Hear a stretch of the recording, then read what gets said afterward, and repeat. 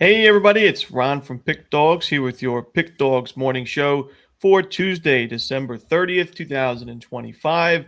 2 weeks ago, it was just me and Brian Bitler.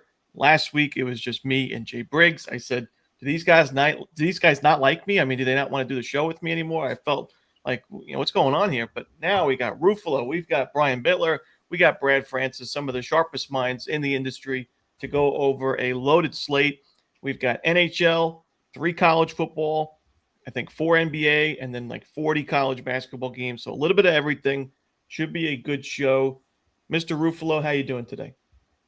I didn't know I didn't know my name and sharpest minds go in the same sentence, but I'll take it. I'm doing all right. Had a good day with the wraparound yesterday. Swept the NHL premium titles, would save my ass yesterday, but I'm ready to break down the card. Like you said, it's a loaded card today. I think there's some under the radar good college hoops games. We're starting to get into the good college football bowl games. I'm ready to help everybody make some money today. Sounds great. Brian Bitler, how's it going? Nope, 4-1 yesterday, and I don't want the year of 2025 to end. It's been a tremendous year, and I like having Chris and Brad on because it gives me somebody to argue with. When it's just Ron, it's like talking to my shadow. So it's good to have some diverse viewpoints here so I can argue with him for sure. I think you just scared the shit out of Ron that he's looking into a crystal ball of what his future could look like. Yeah, well, it's okay. Oh, boy. I don't want to go down that road. But I do agree. It's good to have some differing opinions. I think there's 4 guys that view games a little bit differently. And then, I think me and Brad have certainly had our moments where we've gone at it. We've had some hat bets over the years. Mr. Francis, how are you doing today? What is going on? Yeah, I'm sure we'll do. We'll be arguing a little bit today. But man, I feel like I haven't been on the show in a while. Hope you guys all had a good holidays. Good to see your faces again. But I was on the Orlando Magic yesterday. I think they put up 13 points in the fourth quarter and lose by 1. So woke up a little bit pissed, but we're going to get back. Like these guys said, I actually think this is a really fun slate today, especially college basketball. And like Chris said, the college football bowl games are heating up. So ready to go over it. It sounds good. And, just got to comment what happened to Jay. Jay has had the flu. He's had a pretty rough variant of the flu. I know there's a ton of it going around. I heard there's a super flu going around as well. So make sure everybody stays safe this holiday season. I know with Christmas it gets tricky and New Year's, but he was going to do today's show. But since we got a full slate or a full group of guys, he said, you know what, let me just have one more day. I think he's doing the jam session today, if not tomorrow, but he should be back rolling. But yeah, he was, very, very sick this week. So definitely hope that Jay feels better. I think he's starting to do a lot better already. And we should see him tomorrow, most likely on the morning show. But all right, we've got a lot of games going. We've got some afternoon games as well, college football, college hoops. So let's just get right into it. We'll start in the NHL. We've got, I think, 5 games in the NHL today. And let's go over them now. We got the Hurricanes taking on the Pittsburgh Penguins. We have the Montreal Canadiens and the Florida Panthers. New Jersey and Chris's Toronto Maple Leafs. My Islanders taking on the Chicago Blackhawks. And the final game, the Flyers and the Vancouver Canucks. Mr. Wraparound or Mr. Reach Around. Chris, what do you like? Oh, God, come on. I don't want to say it's a reach around on a short slate because I feel like I'm setting myself up for failure there. I'm going to go with the over in Montreal and Florida. I don't trust Montreal's goaltending to begin with. Jacob Fowler had a good debut, but he's been bumpy since. You're taking on the Florida Panthers in Florida where they played their best. Florida on a back-to-back, so it's probably going to be Tarasov here.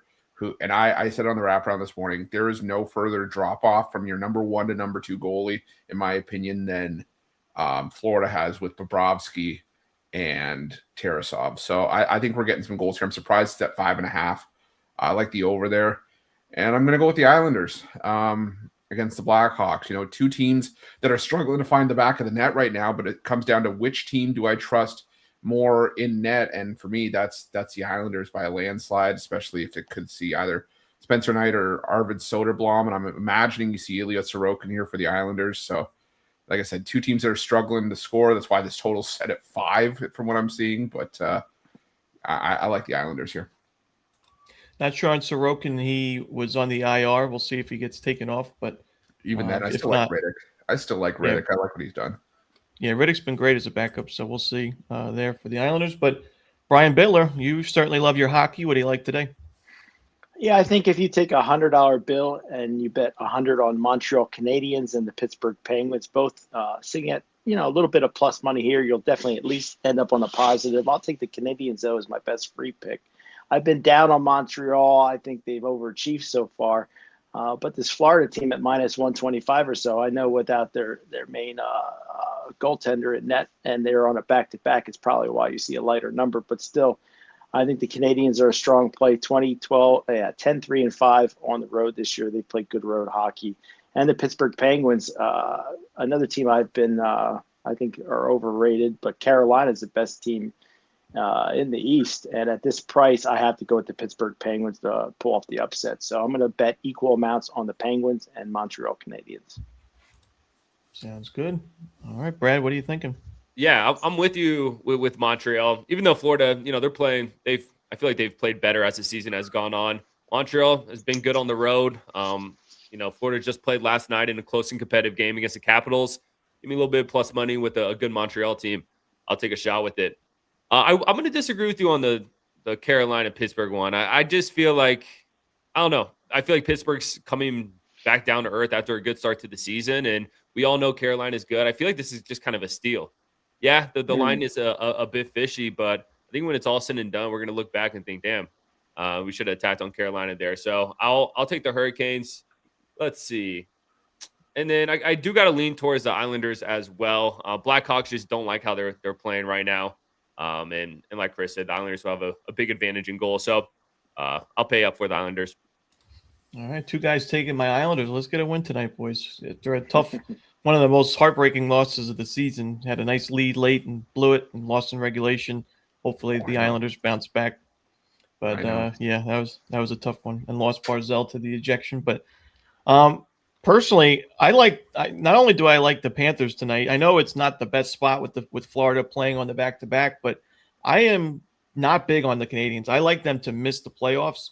You can still get a really good price on Montreal to miss. This is a team that has 20 wins, but only 13 of those are regulation wins. They've really benefited from extra time. They're a young, fast team, so it makes sense. But I think that those, one goal wins, they're up in the air, just like one run wins in baseball. Usually, if you're lucky at the beginning of the season, or you're lucky for one season, the next year or the next half, it kind of evens out. You regress to the mean. I see that for Montreal. I mean, this team is -2 in goal differential overall this year, so they're really not playing that great. And I think that with the Panthers and the Sabres still right there in the division standings, and the wild card race still really competitive with teams like the Rangers and Devils underperforming, and the Capitals, I think there's plenty of teams that could leapfrog the Canadiens in the standings. I don't think they're quite there yet. Maybe they do some things at the deadline that can bolster the roster, but I think they missed the playoffs. So I would get that player prop in, or the future in. We've done pretty well with our futures recently. I know that Twins to win the AL Central was a pretty ugly one, but Dodgers to win the World Series, Florida Gators to win the championship, those kind of help it out a little bit. I think Canadians missed the playoffs, and the Chiefs. Can't forget the Chiefs win total under. But that's it for hockey today. A pretty solid card. It's only 5 games, but 5 good games, I would say, in the NHL. We'll move on to some college football. We got 3 bowl games for the day. That's the NBA. College football, we've got some afternoon action, I believe, as well. It's going to start with the Coastal Carolina and Louisiana Tech matchup. I forgot the name of this bowl game. Does anybody remember? It's the Independence Bowl. Yep. Okay, Independence Bowl. Then we've got the Liberty Mutual Music City Bowl between Tennessee and Illinois, and then the Alamo Bowl between USC and TCU. So, Brian, anything in these 3 games? Oh, well, in these 3 games here, I'm going to go Coastal Carolina plus the points. One of the biggest public guys I know is all over Louisiana Tech, and for me, that definitely sends up red flags. Coastal Carolina finished off with 3 straight losses, both ATS and straight up, against South Carolina, Georgia Southern, and James Madison. 2 teams, those 3 teams, definitely no slouches here. So I think Coastal can keep this one within a touchdown. I'll take the points. All righty. Brad? Yeah, I'll take a under in Coastal Carolina, Louisiana Tech, first half under, potentially as well. Looks like Coastal Carolina's quarterback won't play in this one. Looks like Tad Hudson's going to start. I mean, look, man, we all know Louisiana Tech. They pride themselves on the defensive side of the ball. So I don't think Coastal Carolina scores much in this game, especially with the backup quarterback in. And then on the other hand, Louisiana Tech's offense, wasn't really anything to brag about either. I know Coastal Carolina's defense was horrific this season. But overall, man, I just think this is a lower scoring game. Louisiana Tech probably wins. I think odds makers got the line right, but I think the under's the play for me here. And then I'll take a shot with Illinois. Try to get that at 3.5. I see some threes now, 3.5s. But this is Luke Altmaier's last game. He had a great season or a great career with this Illinois team. I just think this game's going to mean a bit more for him and this Illinois team. You're going to give me a 3.5 in a game I think either team could win. I'll take a shot with it. So I like a line 9 plus the points there.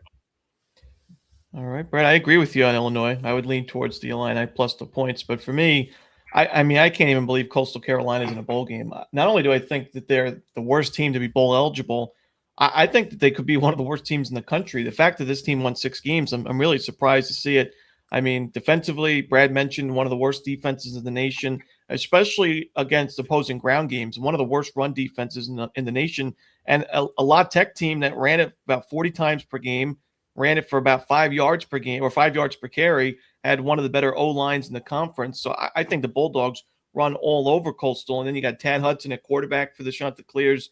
I don't see how their offense does much of anything. Now, I don't necessarily love laying 10 points with a La Tech team that I also don't think is an amazing team, especially defensively. But this is a La Tech team that had 20 interceptions, I believe, on the defensive side, a really aggressive secondary. They'll give up some yards, but they'll be able to make some big plays. I think that's going to be the difference in how you can get that 2-touchdown plus victory. Probably a back and forth offensive game, I think, in the beginning, but then La Tech just finds enough stops, whether it's turnovers or 3 and outs, and gets enough scores there to win this game and cover the number. So I'll lay the points with Louisiana Tech. What's the best win for Louisiana Tech this year, do you think? Looking at this. I mean, look at the wins. New Mexico Liberty. State, Southern Miss, Sam Houston, I don't know, Missouri State, just a bunch of crap. So Yeah, Southern Miss. Southern Miss or Liberty. And here's the thing. They beat New Mexico State 49-14, UTEP 30-11, and Sam Houston 55-14. I throw Coastal in that group of teams. But Coastal actually played some teams, Virginia, East Carolina, Old Dominion's not bad, Marshall, South Carolina, James Madison. I don't know. They just played a tougher schedule. In those step-up games, what were those scores, though? 59-10, 51-7. They got their ass kicked. But they played somebody. They didn't play nobodies the whole year. I don't know. Just seems like too many points.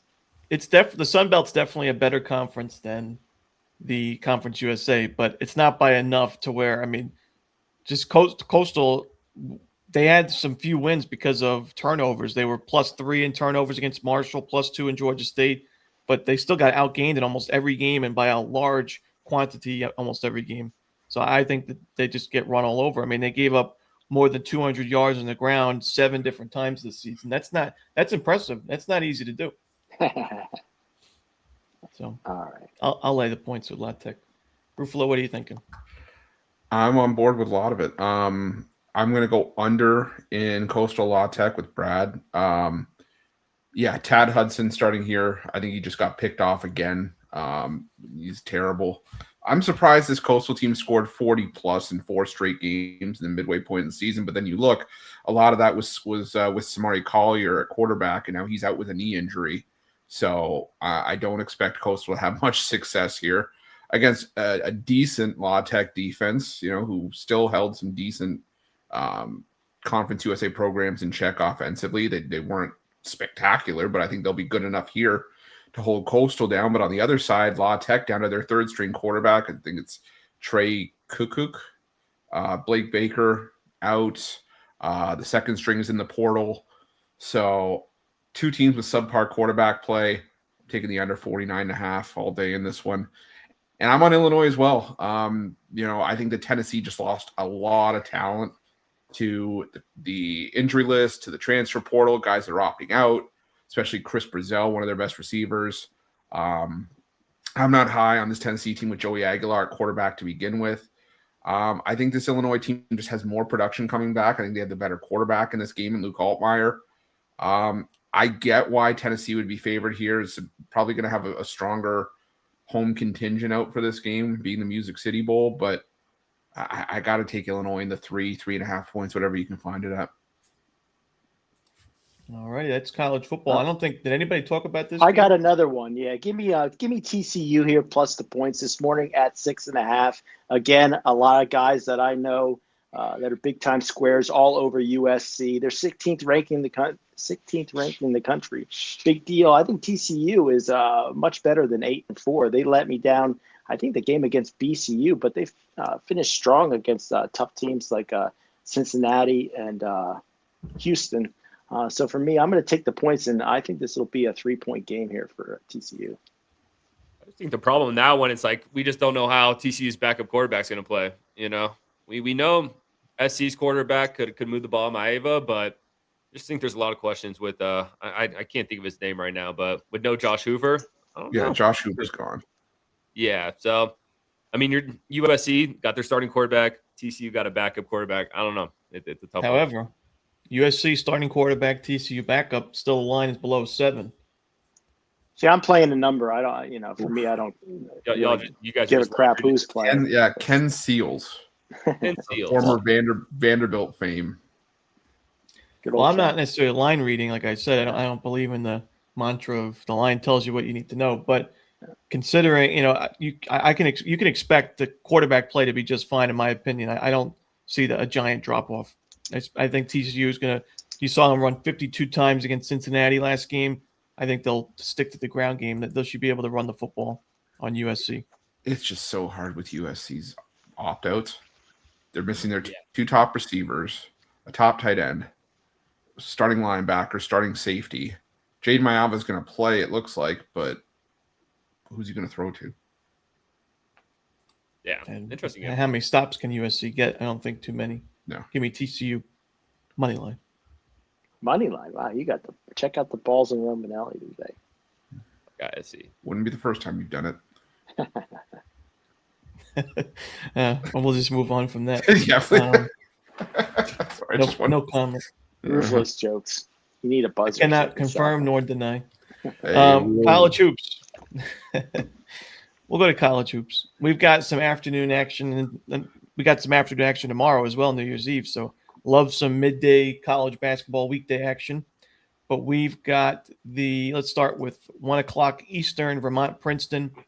We've got Southeast Louisiana and Incarnate Word, Ohio, Central Michigan, some other smaller mid-major matchups. We got Florida State, North Carolina at 7 p.m., Seton Hall, Marquette, Pitt, and Miami, the first games in the ACC in conference play. And then the final game at 7, Miami and Bowling Green, 7:30 UMass and Eastern Michigan. So anything up to 7:30, we'll go anything up to 8 o'clock. I start for this time slot. I like giving out the games first, and I'll see what these guys say, and I'll go right back at them with a rebuttal. Give me Florida State plus the points. Florida State's a lot better than its current record. We saw them compete at the very beginning of the year. They played a very competitive game against Florida, just lost that game by 2 points, covered easily. They had a very rough stretch in their step-up games, losses to A&M, Georgia, Houston, some ugly losses thrown in there, but they ended non-conference play. I know it was a very weak matchups against Mississippi Valley and Jacksonville, but their offense got going again. I think that's key. This is a tough offense to prepare against. They're very fast-paced. They take a lot of threes. It makes them dangerous as a road dog getting this many points. This defense is also quite aggressive. They force a lot of turnovers. I think North Carolina is a little bit overvalued. They're right now 12-1, still one of the better teams in the ACC, but shouldn't be laying this many points in my opinion. I think Florida State keeps this one within single digits, so I'll take the Seminoles plus the points. I also will take Miami laying the points against Pittsburgh. I've been big on this Miami team from the beginning. This is not the Miami team we saw last year, which was one of the worst teams in power basketball. This team played a pretty weak strength of schedule at times, but some step-up games I think helped them prepare for a matchup like this, especially at home. Pittsburgh, it's been hit or miss. This team has been interesting. They've improved quite a bit offensively as the season gone along, but their defense has taken a hit, in my opinion, in recent weeks. So I I think Miami scores at will in this game. I think they find the cover as the big favorite. Chris Ruffalo, what are you thinking in this first time slot? I'm going to agree with you on one of those. I'm going to disagree with you on one of those. I'm going to agree with you on Miami because, I just can't get there with Pitt on the road. Where I'm going to disagree is with Florida State. I think you unload the extendo clip on North Carolina here. Wow. Florida State, congrats. You beat Mississippi Valley State and Jacksonville. You have 4 wins against teams outside the Ken Palm top 300. You played, let me see here, 5 teams inside the top 75. Yeah, the Florida game was good, but since then, losses by, let me see, do some quick math here, 36, 34, 15, and 28. And, for how high volume Florida State is, you're going against number 13th ranked 3-point defense. Even if they try to go inside UNC's number 2 and 2-point defense. The only problem that UNC is going to have here is that they don't force turnovers, but I don't see that being an issue here. Florida State lives and dies by the 3, and when North Carolina does a good job of closing out, I think Florida State's going to have some issues. So I'll lay it with North Carolina there. And the other, I'll give one out that's early. I'm going to go with Vermont here, laying the 3.5 against Princeton. I gave Princeton the benefit of the doubt. I get it. Their 3 wins have come at home, but this is still an experienced Vermont team. They're less effective when you take them out of the Patrick Gymnasium, but I still think that they're the clear better team here. Princeton has let a lot of folks down when they're not catching significant numbers here. I think Vermont gets it done in this one. I'm going to take Vermont, lay the 3.5 with the Catamounts. No concern that this is a revenge game for Princeton? These teams met earlier in the season? It's a rare opportunity that you have where teams meet earlier in the year. I think, was it like an Orlando tournament or something that they met at? But I can't get there with Princeton. I mean, the thing with Princeton is that, you look some of the recent losses that they've taken. You go back to November 25th against Temple. Their losses have been by 4, 5, 2, 5, 5, 3, and 4. So a lot of close losses, but still, you're only laying 3.5 here with Vermont. I think Vermont's the clear better team at the free throw line. If this becomes a free throw contest late, I trust Vermont in this one. So I'll go with the Catamounts. All right. Brian Baylor, what do you like in the first slot of college hoops? Well, you guys can call me a homer, but I'm going to go with my hometown Temple Owls here on the money line. They've won 4 straight games after a rough start to the season. I think Charlotte has played a more difficult schedule, but they're 293rd in scoring, 72 points a game. They're shooting 69% from the foul line, which is brutal. And then their defense is far worse than Temple. So I think we're getting a good price with the Owls here on the road. I'm going to take Temple. All right, Temple for Brian. Brad Francis, what do you like? I'm with you. I'm going to lay this number with the Catamounts. They were laying 1.5 yesterday. I stayed away from it. Now they're laying 3. Kind of wish I put a bet in, but I like Vermont here. I think a lot of people are going to be on Princeton today just because, like we always talk about line reading, but I think it's going to be the fake sharp play. Don't fall for it, man. This Princeton team is not good. I think Vermont gets the job done. And then, I'm with Chris again and lay the points with North Carolina. I mean, Ron, don't bet on Florida State, man. Like, we're a Florida State fan. Like, don't do it. You got to have faith in your guys. No. The faith is gone. It's eliminated. Look over his right shoulder. It'll tell you exactly what he knows about this Florida State team. He knows these guys. Yeah, listen. Every time they've played any competent opponents, it's like they haven't been just getting beat. It's been really, really, really bad. So North Carolina at home, I think North Carolina's size will be the difference maker here, and they'll pound them. I went back and forth on Pittsburgh, Miami. Like, Miami does look like a really good team, but the strength of schedule still worries me a bit. I lean towards Miami, but I'm a little bit worried in lane 10. I just think, this may be a sell high spot on Miami. We're going to learn a lot about this team in conference play, but that one scares me a bit. I'm surprised no one covered the Seton Hall Marquette game. Little Big East action. I'm gonna lean Marquette in this one. I do like the under. Seton Hall has been, where they are good this season is their defense. They have one of the best defenses in the country.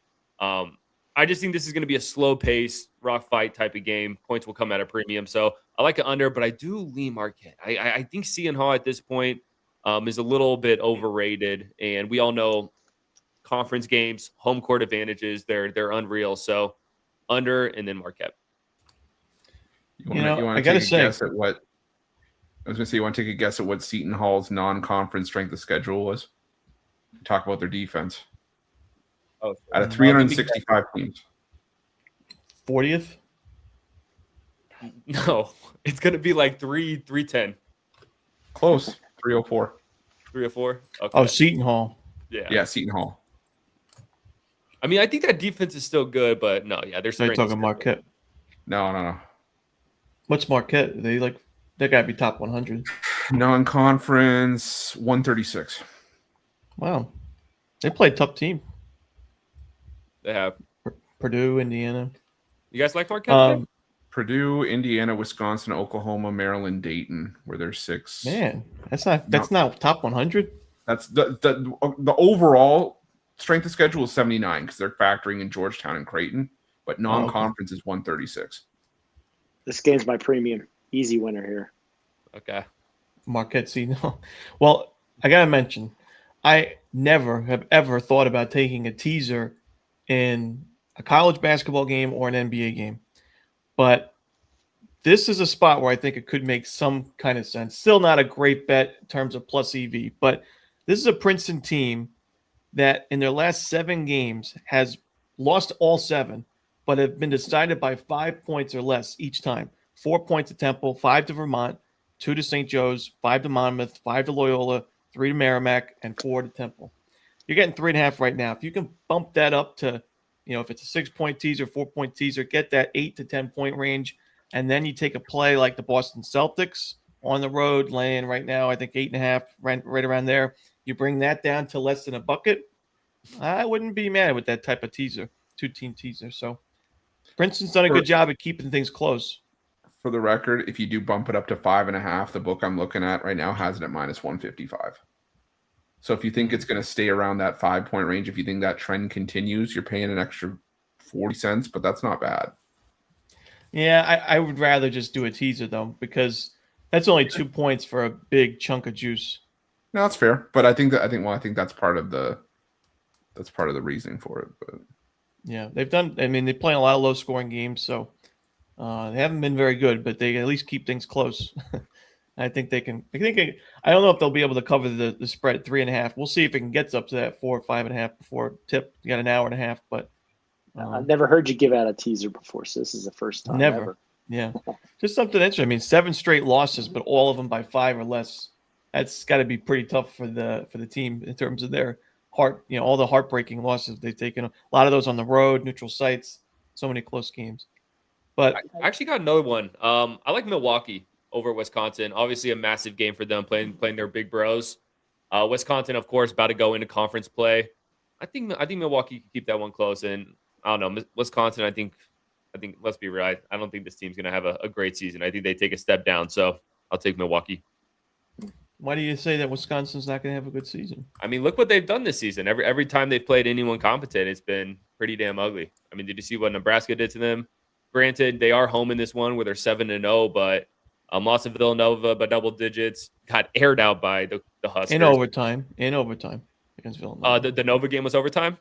Yes. Yeah, but you still lost. You still lost by 10 points. Like, come on. That's all right, Yeah. Wisconsin. This is when you buy in on that was a Wisconsin. game.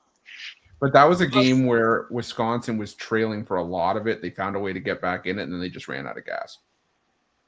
I mean, yeah. Well, did the TCU game go to overtime? Well, Did the Will BYU game go to overtime?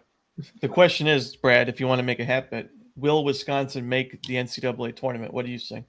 I mean, honestly, that's interesting. I would love to see a line on that. I feel like 100%. I don't know. If they say Wisconsin goes, and I'm looking at the Big Ten right now. Say they go 7-11, or no, sorry, 7-13 in conference play. That they wouldn't make it then. I mean, you look at their 500 games. 500, they'd have to have some signature wins. I mean, you can get 7 wins by just beating up on Minnesota and Rutgers all day. Yeah, and Penn State. So, and Maryland. So I think Wisconsin's a lock to make the tournament, and I think they're still a dangerous team in the conference. If you could find me a line, then maybe we could talk. But I'm looking right now to see if I can find one. I don't want to go into this half bet blind. I need some numbers. All right, we'll do an even bet, and Wisconsin's probably like minus 900 to make the tournament. Really? Even money bet. I would. I mean, I don't know. You're but taking 900. advantage of Brad. Don't do that. I am. Nah, Brian. He's not taking advantage of me. Don't worry. I'm trying to. He tried to do that shit in baseball season, and I can't find one. Hold on, I'll keep looking. All right. But Milwaukee's play tonight. Wisconsin's ass. We'll see as the season goes on. All right. We'll get into the second half of the college card. 8 to the rest of the time. I think the last game is 11 Eastern. Some standout games. We talked about Nebraska. They take on New Hampshire. Nebraska now ranked 13th in the AP polls, 12-0 record this season. Louisville takes on California. Cal Bears in ACC action. Nevada, Colorado State. St. Mary's, Pepperdine. Utah State, Fresno. Butler and Creighton in the Big East. Notre Dame and Stanford. Gonzaga, number 7 in the nation, takes on San Diego. And San Francisco, Oregon State. And the final game, New Mexico and Boise State, 11 Eastern. Chris, anything you like in this slot? Let's see here. I do like Cal plus the points against Louisville. A profitable system last year were these ACC and Big Ten teams that flew out west. They weren't really used to the travel spots with these sort of Pac-12 defectors that came in. But I think until I see a reason to deviate from that, I'm going to keep rolling with it. I mean, Cal, they beat UCLA at home. This is a solid Cal team. I expect them to challenge Louisville on the perimeter. Louisville likes, we all know how much Pat Kelsey teams like to shoot threes. And I think that Cal can challenge them here. So I think Cal plus 9. Sprinkle a little bit on Cal money line as well. Like I said, we've seen these West Coast spots not go well for ACC and Big Ten teams. So I'll go with Cal there. I'm also going to lay the 6 with Creighton. I just like them at home. I like this. I always like Greg McDermott teams in Omaha, and I do like what Butler's brought to the table so far this year. But I think Creighton gets it done. Maybe free throws seal it late, but I'll go with Creighton. And my last one, I'm gonna go with San Jose State first half plus the points and money line. I'm gonna split a bet between those two. It's what always happens. San Jose State comes out flying in the first half. They make it competitive against San Diego State, and then they shit the bed in the second half. I think that's exactly the script once again. So I'm locking up San Jose State plus the points in the first half and plus 260 on the first half money line. Wow. So you're saying Tim Miles doesn't work the whiteboard too well in the locker room at halftime? Almost as well as Mick Cronin. Chris, Yeah, I have to ask, what do you think Cal's overall strength of schedule is? 0. You're going to make me play this game. Okay. Yeah. Again, it's when what we always play. It's either really surprising that it's good or just how bad it is. I'm going to go our non-conference. Sure, anyone. Overall, Either or way, it's probably the same because I don't think they played a conference game yet. Yeah. 310. 339. Yeah. Brutal.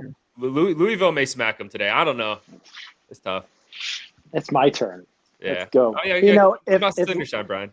I tell you, no. I'm just listen. I will walk to Chris Ruflo's it's house if Louisville loses tonight. It's not going to happen. Louisville's going to kick the crap out of them. This is a spot they got to get a double-digit resume win. First of all, Cal can't even keep up with them scoring-wise. Louisville, one of the best scoring teams in the country. Cal's undefeated at home, and they're almost getting 10 points. I don't know. Line tells you everything you need to know here. This is a premium for me. Louisville, easy money winner here. They're going to win it by 15 or more. And I'll walk to Chris's house if they lose this game. It ain't going to happen. Just like I told Rod the other day with whatever, I think it was the Oilers. It ain't going to happen. Easy winner here. What's your thoughts on that one, Ron? I'm curious. Well, what I'd say, we got a comment, ACC teams, and Chris mentioned traveling west. I mean, it's a little bit different, you got to think, because it's over the holiday break. I mean, they've had 10 days to make this trip. So how long does it take the kids to get used to the new time zone? That's all I'd say. But can't talk about that game, unfortunately. I have a premium play on that one. But we will – or who's up now, Brad? Yeah, I still got to go. Yeah, I made the video on that game. I took Louisville. It is a lot of lumber to lay, but yeah, just Cal strength of schedule. How fat this line is with them being 12-1.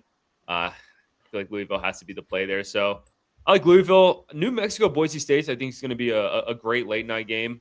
And I like the Lobos. I'm going to take New Mexico here. New Mexico, don't get me wrong, I don't think they're the same team from last year with Donovan Dent. That was a really good squad. But, I mean, this team has wins over VCU, Mississippi State. They have another good win. But I think this is a solid team. And Boise State, they've just been all right, in my opinion. So I will take New Mexico plus the points.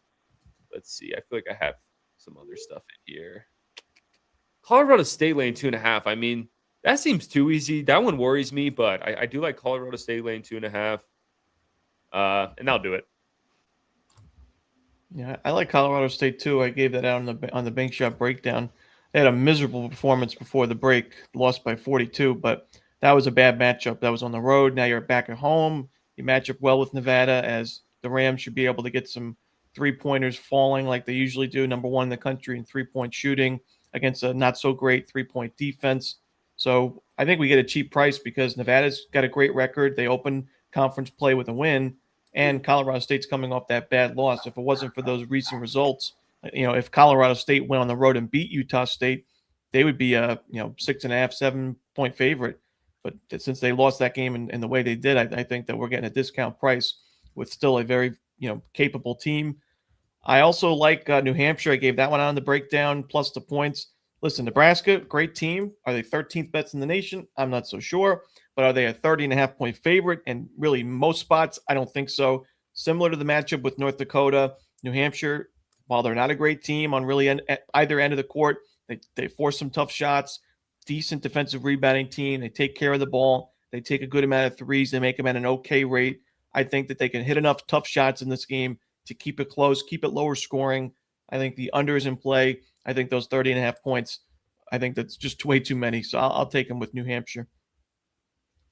But that will do it for college basketball. Anything else you guys want to go over? We'll move on to the NBA. Not a believer in the Cornhuskers?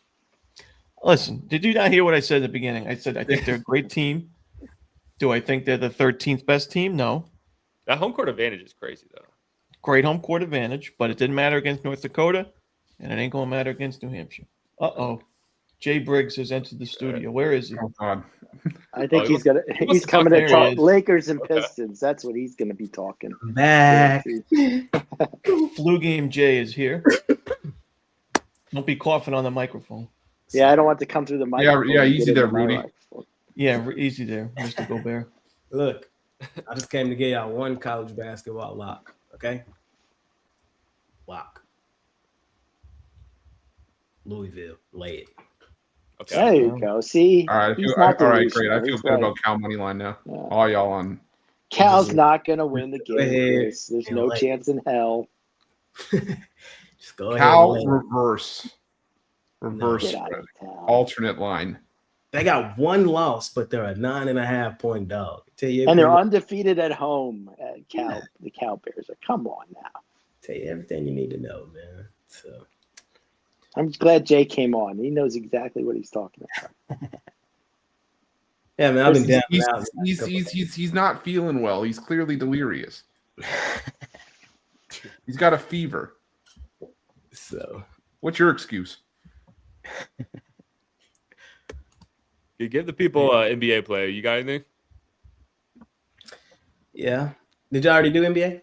Nah. No, we're doing it now. But are you doing a jam session today? Yeah, it's gonna be posted here in a second. All right, there you go. Jam session will be here. Jay's on the morning show. He's alive. I'm alive.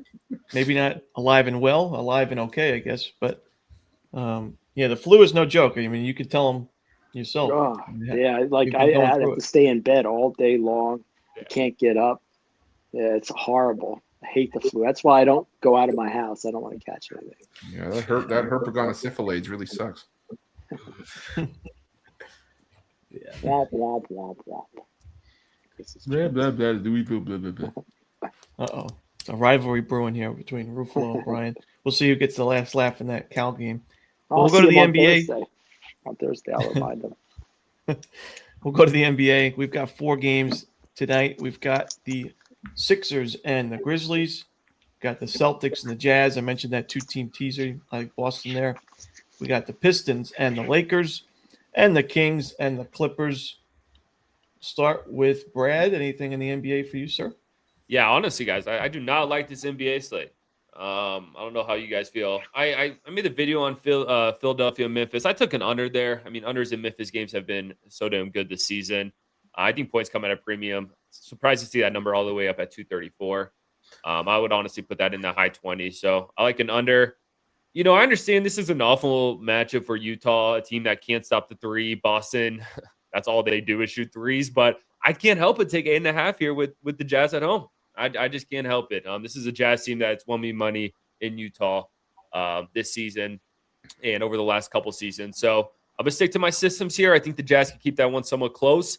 And then the Clippers starting to play some good basketball. Who would have thought? Who would have thought? But now I think we got to fade them again. And the Kings also have been playing some good basketball. They've been covering some spreads. They're better with Zach LaVine. Fade the Clippers. Take the Kings plus 10.5 or plus 10.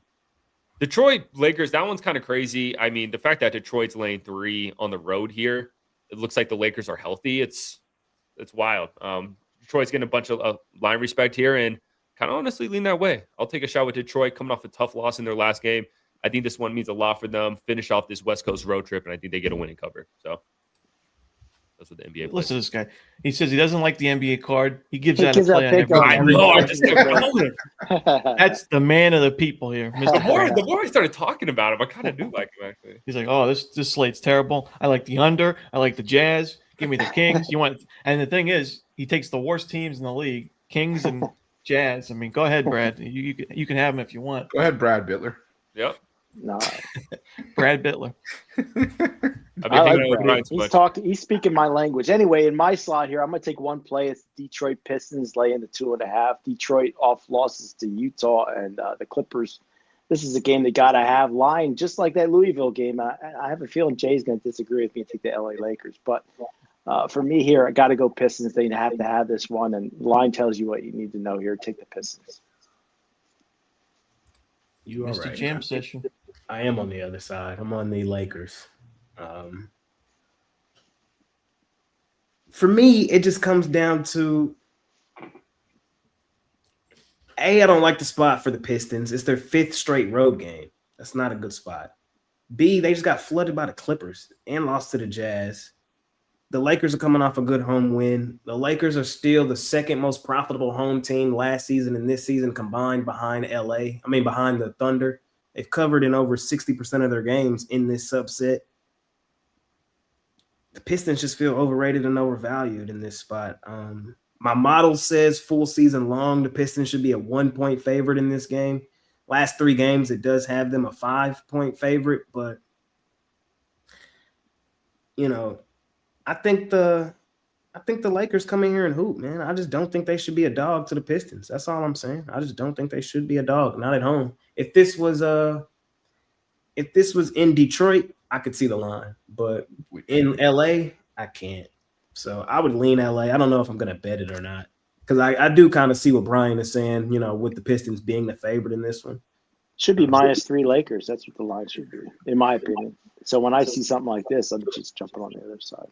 If I was the line maker, my line would probably be Lakers -2. So. Shout out Gene Morris. Yeah, thank you, Gene. Very generous. Man, the GOAT back must be talking about Brad Francis, who just left and came back. I know. Or me, who missed the show yesterday. There you go. But now, thank you very much. Very, very appreciative. Appreciate you, Gene. Appreciate you, man. I'm with Brad on the Jazz. I can't lay 8.5 on Utah. Here's a couple things. We've already seen them beat Boston once this season. They beat them in Boston, 105-103. So there's that. B, it's the Celtics' 4th road game. Last 5 games, not a great spot. They're coming off a loss. And C, the Jazz are playing high basketball. The Jazz, one thing I want to remind everybody is the Jazz this season will not be tanking. The Jazz will not be tanking whatsoever this season. They don't even own their 1st-round pick for this coming up season. So they have no incentive to tank. with that being said, I love them coming off the win against San Antonio. And last time we seen them at home, they beat Detroit outright. So if there was a spot today on this card where I would want to attack a beautiful plus money price, it would be with Utah on the money line. And I do like the 8.5 in my back pocket. And I would lean towards the Kings. I know the Clippers have turned that corner. They've started to play decent basketball. I just think this has 6-7 point win written all over it. I know their last 4 have all been by margin. I know Kawhi Leonard just had one of his best games of his career in his last game, 55 points. I'm well aware that I hate the Kings, and they're not a good basketball team. I just think this is a 6-7 point win for the Clippers. That's just what I think. So You can't say that. So I'm going to lean towards Sacramento. Well, listen, Jay, just because you're not feeling well doesn't mean I'm going to take it easy on you, because talking about the Jazz, yes, they took down the Celtics in the first meeting, but that was a game where Boston shot 11 of 51, 22% from three in that game. If you think they're going to shoot that way in this matchup, they're second in three-pointers made per game, 10th in three-point percentage as a team. I think they have a crazy big day from the perimeter in this game, and I don't think Utah can keep up offensively. I think Boston runs away with it. I talked about the two-team teaser with Princeton plus the points, get it up to like 10 points, and get the Celtics game down to 2.5, 3. I like that. I think Boston wins this game. And I would disagree with you, saying that you don't think Utah can score enough points. I checked their last few games: 127, 131, 128, 127. Their last 4 games, they've scored 125 plus. You start to look at Boston. Boston ain't scoring that much. I mean, their last game, 108. They did put up 140 on Indiana. Game before that against Indiana, though, only 103. So I definitely think Utah can score enough points at home tonight to keep this game competitive. Boston's going to score in the 140s, maybe 150. And I think Utah will be right there with them. Yeah, if Utah can score 140, then they'll cover. But I'll take my chances. That's it for me in the NBA. Chris, what do you think? Only one I'm going to lean towards here is Sacramento plus the 10.5. I can't get there laying double digits with this Los Angeles Clippers team. It's an absolute disaster. 1-8 against the spread as a home favorite this season. The Kings are trash, but doesn't mean that that warrants the Clippers laying 10.5. I get it. They've won 4 in a row. They beat some good teams along the way, but doesn't excuse what they've done for the better part of the season. And I think that Sacramento at least tries to keep it close here. Sacramento's been a decent cover team. I think they're 5-1 against the spread in their last 6. He's doing a good job of keeping games close. They're not going to win this game, but they'll keep it close. Give me the Kings and the 10.5 points. Yeah, a lot of love for the Kings today. I'm kind of confused. What do you think, Brian? These guys crazy? I think it's a fate of the Clippers. You know, I'm a Clipper lover. I love the Clippers, but I don't like the Clippers laying this kind of points. I would have to go with the Kings plus the points here. It's just like Jay said, 6 or 7 point win written all over it. So I'm not saying I'm going out and betting the house on it, but if I had to choose a side, I'd take the Kings. So 4 on the Kings. Is that right? Yeah. I'll be on the island. Give me the Clippers. I mean that Kings are the worst team in the league, and they're one of the worst teams in recent memory. Worst team in the league. Nah, that's disrespectful. recent memory. Historically bad. Shot quality wise, this team is miserable. They give up easy looks. They take miserable shots. They're going to be historically bad. They're better without Zach LaVine. The 8 wins they have, it's probably the 8 wins they'll have by the end of the year. I agree the Kings are one of the worst teams I've seen, but I'm also still of the thought process the Clippers are as well. And they're just in one of their best stretches of the season, and that doesn't warrant them laying double digits. That's kind of my thought process. I think we're going to see the Clippers make a playoff push, but we'll see. I'll take Loyola Chicago plus 25.5 against the Kings.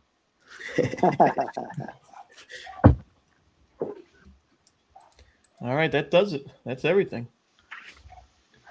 Went through everything here. I'm trying to find the stage that this one. Yep, there we go. I'm getting better at this. Not 5 people on the screen. I was used to 2 the last 2 weeks, so you guys got me doing different things. But let's get into what we got for sale today at Pick Dawgz Premium. Mr. Ruffalo, you're up first. Yeah, for me, I got my NHL power play. I said at the beginning of the show, went 5-0 on the premium side in the NHL yesterday, 9-2 on the wraparound yesterday. So trying to keep that going. Also got a college basketball big play, and I got a hoops and hockey 5-pack if you're trying to get all of today's action on the board. And just until January 1st, lowered the price on my week-long and my yearly pass, only for the next basically 36 hours. So if you're looking to get on long-term, jump on. But pair me up with any of these guys: Brian, Jay, Brad, Ron. To make you some money, just remember to use that promo code PICK at checkout, get 15% off your purchase. Sounds good. Check it out at Pick Dawgz Premium. Brian Bittler, one of the hottest handicappers in 2025. What do you got today? Well, number one, last 7 days, 30 days, 365 days. I got my titanium best bet in the NBA. 68 and 35, 66% on those titaniums. NBA for the season, 41 and 18, 69%. So hop on over there, pick it up, or get my private plays 3-pack. That's my 3 best bets on the board. Team me up with any one of these guys for a massive 2026 just around the corner. Again, one of the better cappers in the world, Brian Bittler this year. Great 2025 campaign. Next up, we got Brad Francis. What do you got for us today? Yep, got a 3-pack up on the site. It's my 2 best plays in college basketball, where we've been really solid so far this season. And then my best play for today's college football full slates. My pick of the day is in college football. I said a couple weeks or last week that Army was going to be my favorite college football play for this for the Bulls, but honestly, the one I have today is very close. So super confident in the play. Go check it out. $25 over at the site, or like I said, if you want all 3 of my plays, you can get it. Get the 3-pack as well. But ready to finish this year off strong. Would love for you guys to hop on. All right, Brad. We got Flu Game J, the hoodie, the evil Sith Lord, Jay Briggs. What do you got for us? I got one play today. I probably should have added that Louisville, but I gave it to y'all free here. So I just got one in the NBA. In and out. See what happens. I'm ready for 2025 to end. It's been my worst year as a professional. Hopefully 2026 we'll get back to regular schedule programming. I believe we will wholeheartedly. So if you believe me and believe in the work I put in over the past 3-4 years, you'll know the tide will turn. And 2026 will be a very profitable year and season. So let's do it. Let's do it. Let's do it. Just one play for me today. Sounds good. I see big things on the horizon for Mr. Briggs. For me, I've got my bank shot best bet in college basketball. I've on a 19-5 bank shot best bet run, having a great season overall in college hoops. So I've got that one play individually, and I also have a 3-pack in college basketball. My Biggie Slammer, Mac Crusher, ATS Cruiser. It's tough to come up with the names sometimes. I try to get, Crusher, Cruiser. I don't know. All I know is that we've been hitting at a great rate, just under 60% on the season. Same thing last year as well. College hoops has traditionally been my best sport to bet on. So if you're interested, check it out at Pick Dawgz Premium. Again, multi-capper specials. Team all of us up for a big 3-day, 7-day, monthly, yearly, whatever you like. Definitely the best way to go. All righty. We've got a lot of action across all the sports. Plenty of parlays that can be made responsibly. Chris, what parlay you got for us? I'm trying to get paid today. Plus 4,300. Pacific, money line. San Jose State, first half, money line. And was it ever a doubt? Cal, money line. I you might as well just flush that money right down the toilet. Says the guy responsibly. Says the guy who's betting on the frickin' Montreal Canadiens and the Pittsburgh Penguins. That is not betting responsibly, that's for sure. Of course. Brad Francis, let's see what you got. Yeah, so we got Vermont Princeton starting in about an hour here. We're gonna take Vermont at the money on the money line, leave the points at the door, and then we are gonna lay the points with UNC 13.5 with North Carolina 2-legger. Brian? Yeah, my 3-game parlay is dedicated to Chris Ruflo. Take the Louisville Cardinals, lay the points. Detroit Pistons laying the 2.5, and TCU, my favorite, Horned Frogs, plus the points. Jay Briggs. Lakers money line. Louisville laying the points. Might as well flush the money down the toilet. For me, I'll go with the Boston Celtics laying the points. Actually, let's go with a teaser here. Boston Celtics, bring it down. TCU football, bring it up above 7.